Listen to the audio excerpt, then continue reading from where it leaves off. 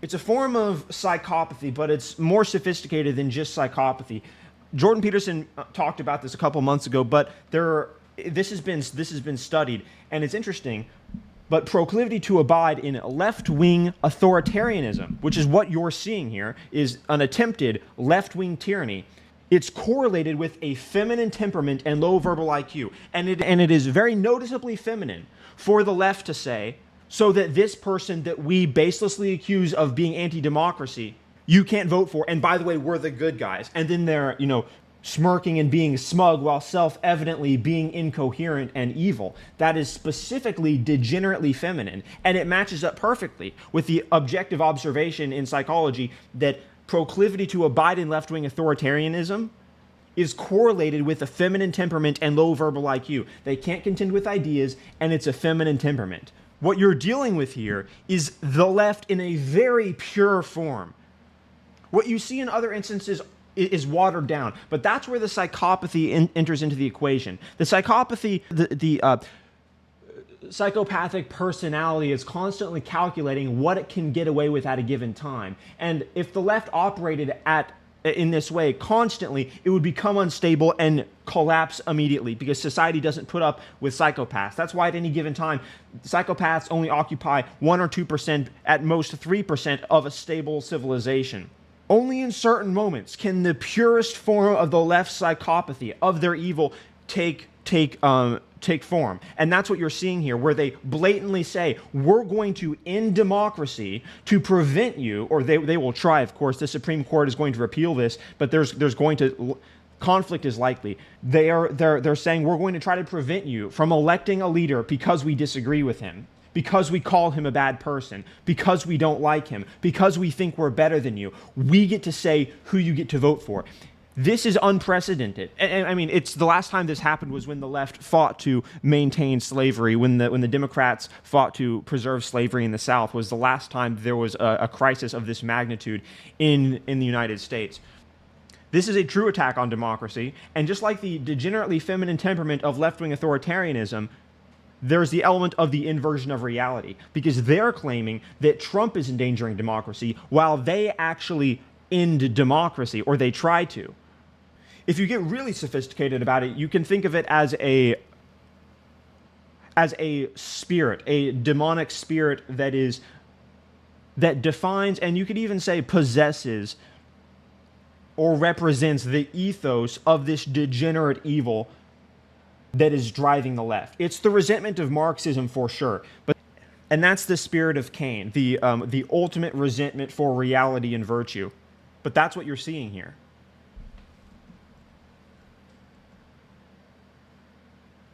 This is completely unprecedented. To be clear, a state in the United States right now, December 19th, 2023, has said they won't allow you to vote for the Republican nominee. In case you're referring to this into the future, it is likely, from the current standpoint, that the Supreme Court will overturn this ruling once it reaches them, since it is so obviously insanity and treason. But if multiple states do this and don't comply with the Supreme Court's inevitable rulings, then things could get very ugly.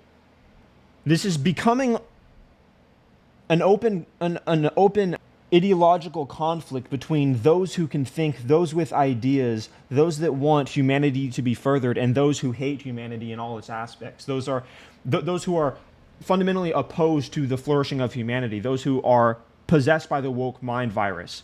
It's not, I mean, it unmistakably has the parameters of left versus right, with the right valuing things like individualism, liberty, freedom, meritocracy, and the left widely supporting tyranny, incoherence, anti-individualism, anti-meritocracy, communism, and anti-intellectualism. But it's fundamentally defined by people who hate and are driven by lies, and those who want humanity to move forward and for the values of the United States to be preserved. The left, back in 2017 and 2018, was clearly losing its ability to interface with the right, in a sense unable to engage in a trading and debate of ideas. What they did instead was they just said everything that the right stands for is white supremacist evil. And so we're not, and also we reject notions of objective truth like we've always wanted to do in accordance with the Marxist ethos and presuppositional axioms. And we're just going to say the potential of us being wrong doesn't exist because truth doesn't exist. Only virtue, as garnered through adherence to our ideology, exists. And so there's no need to engage with people who disagree with us. And when that happened, this was inevitable. When that happened, there was a point at which they would say, we are by default the good guys. We can prevent you from voting for who we think is a bad person, for who we say is a bad person. You don't get to make up your own mind. We're better than you. And so we will end democracy in order to save democracy. The inversion of truth and the doublethink isn't a coincidence. It is a feature of the leftist ethos in Marxism, which is counter to that of objective reality.